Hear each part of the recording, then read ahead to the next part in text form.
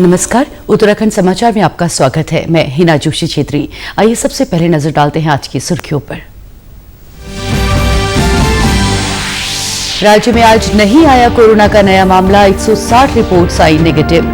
ठीक होकर घर जा चुके 46 कोरोना संक्रमित।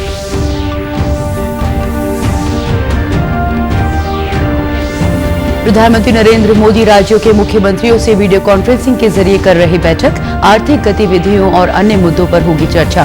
प्रत्येक राज्य के मुख्यमंत्री रखेंगे अपनी बात।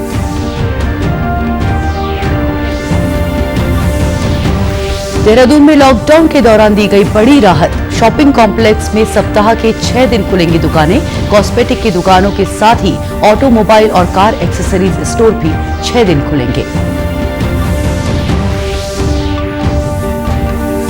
और गुजरात के सूरत और महाराष्ट्र के पुणे से प्रवासियों को लेकर उत्तराखंड के लिए रवाना हुई ट्रेनें। मुख्यमंत्री ने जताया रेल मंत्री का आभार। कल से विभिन्न राज्यों के 15 शहरों के लिए चलेंगी पैसेंजर ट्रेनें।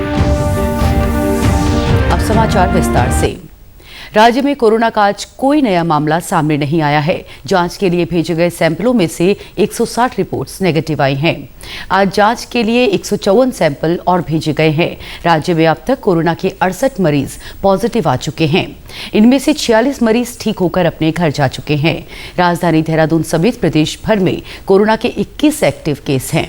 स्वास्थ्य विभाग की ओर से जारी बुलेटिन में कहा गया है कि पंजाब के फतेहगढ़ जिले के डीसी ने उत्तराखंड को जानकारी दी कि 47 वर्षीय पुरुष मरीज की जांच 7 मई को की गई थी, जिसकी रिपोर्ट पॉजिटिव आई है। वो पंजाब से उधम सिंह नगर के बाजपुर पहुंच गया, जहां उधम सिंह नगर जिला प्रशासन ने उसे हल्द्वानी के सुशीला तिवारी अस्पताल में भर्ती कराया है। प्रधानमंत्री नरेंद्र मोदी आज राज्य के मुख्यमंत्रियों के साथ 5वीं बार वीडियो कॉन्फ्रेंसिंग के जरिए बैठक कर रहे हैं। बताया जा रहा है कि बैठक के पहले चरण में प्रधानमंत्री ने कोविड-19 कंटेनमेंट स्ट्रेटजी को और मजबूत करने और आर्थिक गतिविधियों को तेज करने के तरीकों की चर्चा की। गृह मंत्री अमित शाह की मुख्यमंत्रियों के साथ चर्चा कर रहे हैं। प्रधानमंत्री की मुख्यमंत्रियों के साथ ये बैठक 2 चरणों में है। एक ब्रेक के बाद शाम 6 बजे से बैठक का दूसरा चरण शुरू हो गया है।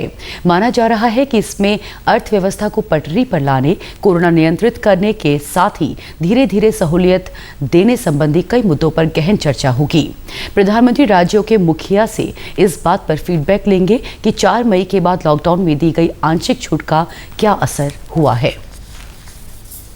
लॉकडाउन के बीच देहरादून में कंटेनमेंट क्षेत्रों को छोड़कर बिना एसी वाले कॉम्प्लेक्स की दुकानें सप्ताह में 6 दिन खुलेंगी। इसके अलावा कॉस्मेटिक की दुकानों के साथ ही automobile store, car accessories store आदि भी 6 दिन खुलेंगे।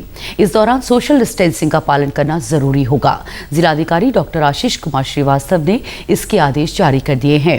उन्होंने बताया कि देहरादून अभी ऑरेंज जोन में है, जिसे देखते हुए लोगों को जरूरी राहत दी जा रही है। विभिन्न दुकानों की अलग अलग कैटेगरी बनाई गई है, जिसमें रोजाना और सप्ताह में 3-3 दिन खुलने वाली दुकानें, निजी कार्यालय आदि को शामिल किया गया है। मार्केट कॉम्प्लेक्स में दुकानें खोली गई हैं, वो विदाउट एसी के साथ खोली जाएंगी। एक थोड़ा कंफ्यूजन लोगों को इस बात को ऑटोमोबाइल की दुकान को लेकर के था कि वो 2 जगहों पर क्यों लिखा गया है, वो प्रतिदिन के कॉलम में क्यों नहीं लिखा गया है, क्योंकि प्रतिदिन का जो कॉलम है वो संडे को भी वो दुकानें खुली रहती हैं, जबकि जो ऑटोमोबाइल की दुकान है वो 6 दिन खुली रहेगी और एक दिन जो संडे है उस दिन वो बंद रहेगी। इसलिए उसको अलग अलग दोनों कॉलम में लिखा गया है। और आगे भी लोग जिस तरीके से अगर सोशल डिस्टेंसिंग का पालन करते रहेंगे और जो हमारे यहाँ केसेस की जैसी सिचुएशन होगी उसके हिसाब से फर्दर फिर आगे डिसीजन लिया जाएगा। गुजरात के सूरत से प्रवासी उत्तराखंडियों को ला रही ट्रेन आज तड़के 4 बजे रवाना हो गई। इस दौरान ट्रेन में सवार लोगों के चेहरों पर सुकून और राहत नजर आई। आज ही एक अन्य ट्रेन महाराष्ट्र के पुणे से दोपहर 1 बजे राज्य के करीब 1200 लोगों को लेकर हरिद्वार के लिए रवाना हो चुकी है। इसी तरह 12 मई को दूसरी ट्रेन सूरत से हरिद्वार के लिए चलेगी। काठगोदाम आने वाली ट्रेन में कुमाऊं मंडल के लोगों को लाया जाएगा। मुख्यमंत्री ने ट्रेनों के संचालन के लिए रेल मंत्री पीयूष गोयल का आभार जताया है। उन्होंने वापस आ रहे लोगों से कोरोना से बचाव के लिए जरूरी नियमों का पालन करने की भी अपील की।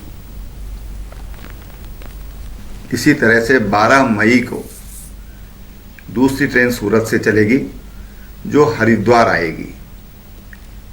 12 मई वाली ट्रेन का समय अभी निर्धारित नहीं है, लेकिन बहुत जल्दी वो भी निर्धारित हो जाएगा। मैं तमाम जो हमारे उत्तराखंड के प्रवासी हैं जो वापस अपने घर की तरफ आ रहे हैं, उनको मैं बहुत शुभकामनाएं दूंगा कि वो स्वस्थ रहें और ज़रूर उन नियमों का पालन करें जिससे कोरोना वायरस से हम बच सकते हैं, और वो है मास्क अवश्य पहने,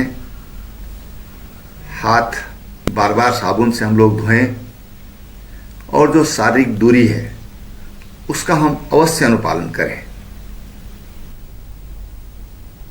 भारतीय रेलवे ने बड़ा फैसला लिया है। लॉकडाउन के बाद बंद पड़ी कुछ पैसेंजर ट्रेनों को फिर से शुरू करने का निर्णय लिया गया है। केंद्रीय रेल मंत्री पीयूष गोयल ने कहा कि 12 मई से दिल्ली से देश के 15 शहरों के लिए पैसेंजर ट्रेन शुरू की जाएंगी। इन ट्रेनों की बुकिंग शुरू हो गई है। टिकट केवल ऑनलाइन ही बुक किए जाएंगे। ये 15 ट्रेनें नई दिल्ली से डिब्रूगढ़, अगरतला, हावड़ा, पटना, बिलासपुर, रांची, भुवनेश्वर, सिकंदराबाद, बेंगलुरु, चेन्नई, तिरुवनंतपुरम, मडगांव, मुंबई सेंट्रल, अहमदाबाद और जम्मू तवी तक जाएंगी। इनमें वापसी यात्रा भी शामिल होगी। शुरू होने वाली ट्रेनें वातानुकूलित होंगी। इनका किराया राजधानी एक्सप्रेस के किराए के बराबर होगा। गृह मंत्रालय ने ट्रेन से लोगों की आवाजाही को सुविधाजनक बनाने के लिए मानक परिचालन प्रोटोकॉल यानी SOP जारी की है। इसके तहत केवल कंफर्म टिकट पर ही यात्रियों की आवाजाही और रेलवे स्टेशन में उनके प्रवेश की अनुमति होगी। ट्रेन में चढ़ने की अनुमति उन्हीं लोगों को होगी जिनमें कोरोना का कोई भी लक्षण नहीं होगा। ये सुनिश्चित किया जाएगा कि सभी यात्री प्रवेश करने और सफर के दौरान मास्क अवश्य पहने, साथ ही सोशल डिस्टेंसिंग का भी पालन करें। मुख्यमंत्री त्रिवेंद्र सिंह रावत ने वीडियो कॉन्फ्रेंसिंग के माध्यम से केंद्रीय जल शक्ति मंत्री गजेंद्र सिंह शेखावत से उत्तराखंड से संबंधित विभिन्न विषयों पर बात की। इस दौरान नमामि गंगे और 2021 में हरिद्वार में होने वाले कुंभ मेले पर चर्चा की गई।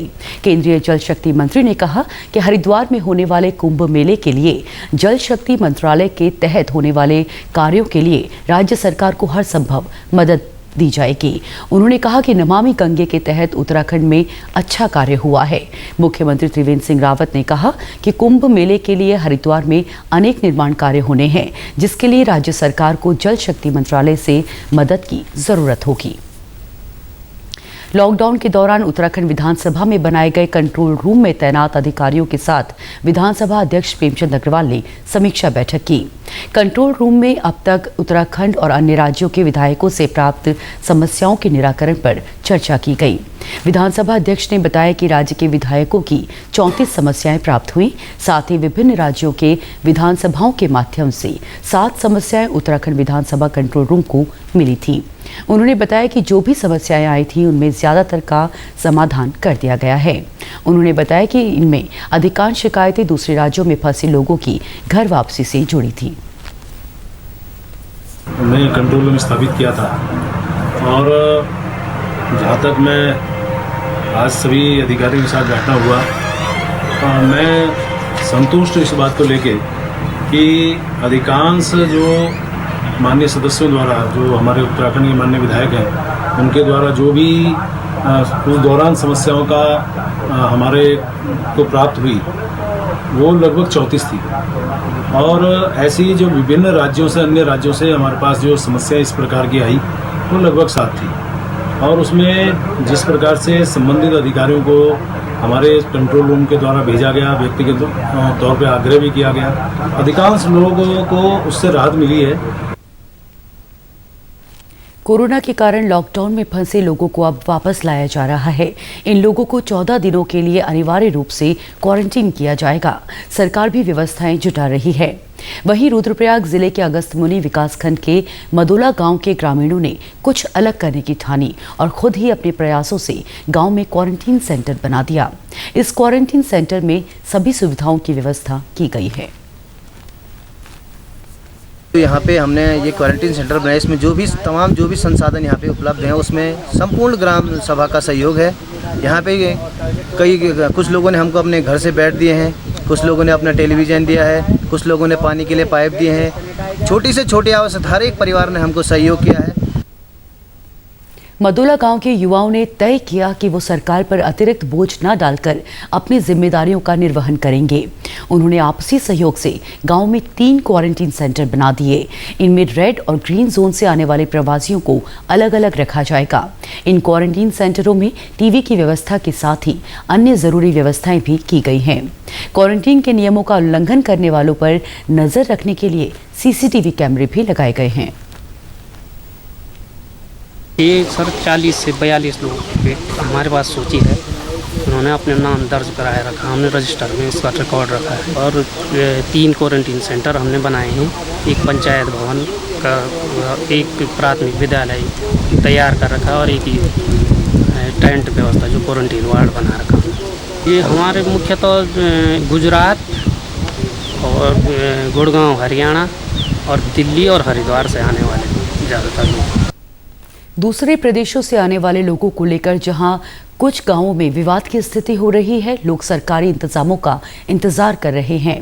वहीं मदोला के ग्रामीणों ने अपनी जिम्मेदारी निभाते हुए अपने प्रयासों से 2 क्वारंटीन सेंटर बनाकर मिसाल पेश की है। मुख्यमंत्री त्रिवेंद्र सिंह रावत ने मुख्यमंत्री आवास में देहरादून के एसपी क्राइम लोकजीत सिंह के लिखे गाने का विमोचन किया। इस गाने को बॉलीवुड के प्रसिद्ध गायक जुबिन नौटियाल ने आवाज दी है। गाने में ये दिखाया गया है कि किस तरह से कोविड-19 में उत्तराखंड पुलिस लोगों को कोरोना से बचाव के लिए प्रयास कर रही है और कैसे जरूरतमंदों की मदद कर रही है। मुख्यमंत्री त्रिवेंद्र सिंह रावत ने कहा कि संकट के समय में पुलिस, स्वास्थ्य और सफाई कर्मी अहम भूमिका निभा रहे हैं। पे पहुंचिया हथकड़ी छोड़े आज दाना पानी के साथ थाने सबका चले हाथ। फर्ज पर आई है बात तो क्या दिन न क्या रात, जज्बा देखेगी मेरा कायना। फर्ज पर आई है बात तो क्या दिन न क्या रात, जज्बा देखेगी मेरा कायना।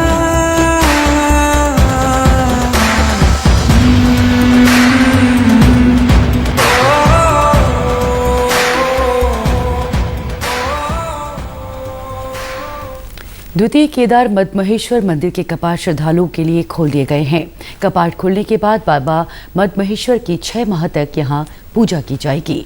मुख्य पुजारी गंगाधर लिंग ने बताया कि सोमवार सुबह 7 बजे डोली ने गोंडार गांव से अपने धाम के लिए प्रस्थान किया। इस बीच बणतोली, खुन्नू, खटरा होते हुए डोली सुबह करीब 11:30 बजे देवदर्शनी पहुंची।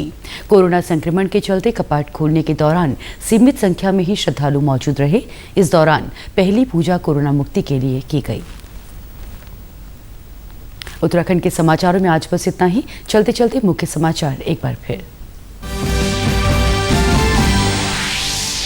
राज्य में आज नहीं आया कोरोना का नया मामला, 160 रिपोर्ट्स आई नेगेटिव। ठीक होकर घर जा चुके 46 कोरोना संक्रमित।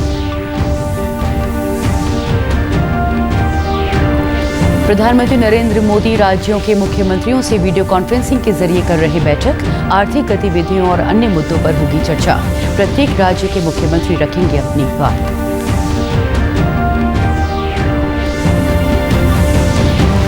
देहरादून में लॉकडाउन के दौरान दी गई बड़ी राहत। शॉपिंग कॉम्प्लेक्स में सप्ताह के 6 दिन खुलेंगी दुकानें। कॉस्मेटिक की दुकानों के साथ ही ऑटोमोबाइल और कार एक्सेसरीज स्टोर भी 6 दिन खुलेंगे।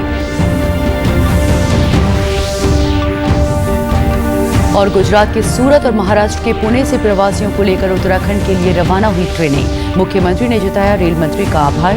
कल से विभिन्न राज्यों के 15 शहरों के लिए चलेंगी पैसेंजर ट्रेनें। इसी के साथ समाचार समाप्त हुए। नमस्कार।